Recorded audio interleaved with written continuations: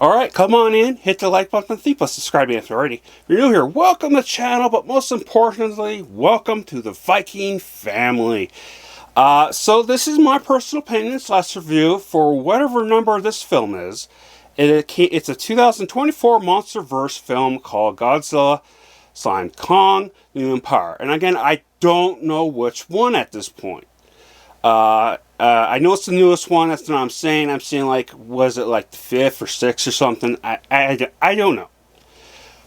But here's the plot. Godzilla and the almighty King Kong face a collisional threat hidden deep within the planet, challenging their very interests and survival of the human race. Now here's some of the cast.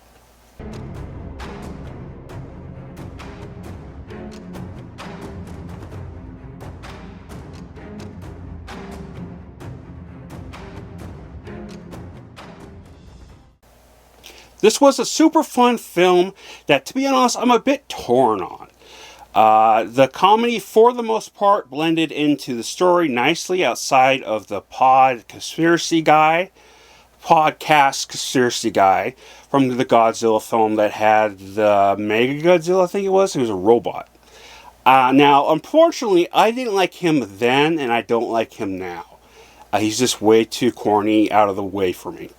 Some of the film had the typical future feel like the past films, but with an 80s tone to it this time around, which added to the fun, to be honest.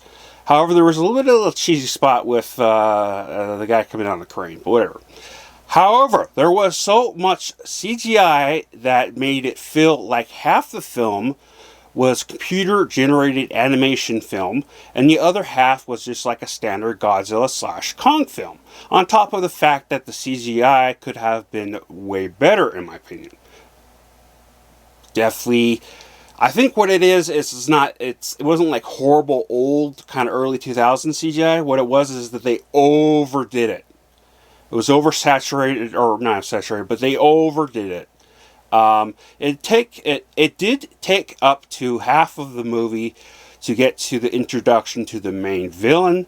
By the time we got to it, I honestly didn't care at all. I was more into the non-action story, exploring the King Kong through the mid-world, or whatever the world is called. It's in the middle of the earth.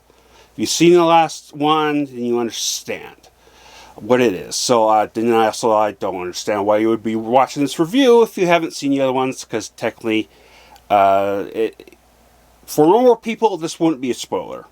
For people who haven't seen the franchise, this is technically a spoiler of what I'm saying, but oh well. And I'll say it turned into a skyscraper-sized Planet of the Apes for most of the film, which is where I'm torn on with the story, because it was cool, but also felt completely too out of the norm for this franchise. Here's my rating, I'll come back to my final thoughts.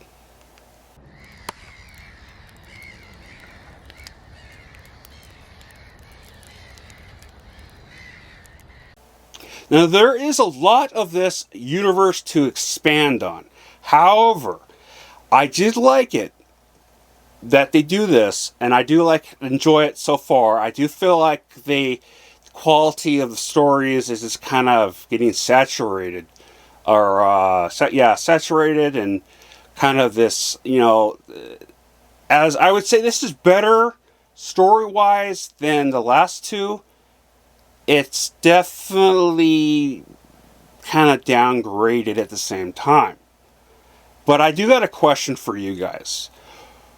After standing so much, what would you say is the point where it's too much?